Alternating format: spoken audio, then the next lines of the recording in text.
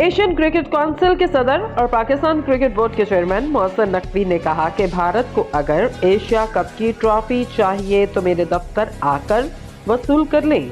तफसीलात के मुताबिक आपको बताते चलें कि एशियन क्रिकेट काउंसिल का इजलास दुबई में मोहसिन नकवी की ज़ेरे सदारत हुआ, जिसमें पीसीबी और भारतीय क्रिकेट बोर्ड के हुकाम आमने सामने आए।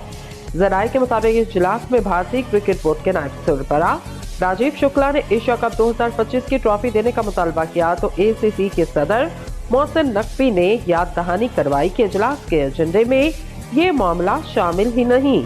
राजीव शुक्ला को बताया गया कि एशिया कप के फाइनल के बाद सदर मोहसिन नकवी स्टेडियम में मौजूद थे, मगर भारतीय क्रिकेट टीम ने खुद ही ट्रॉफी लेने से इनकार किया।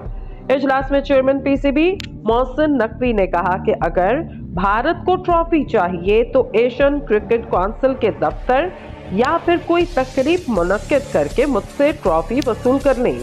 इजलास के शुरा ने भारतीय कप्तान सूर्या कुमार यादव के हाथ न मिलाने और मैच के बाद सियासी बयानात देने की भी मजम्मत की।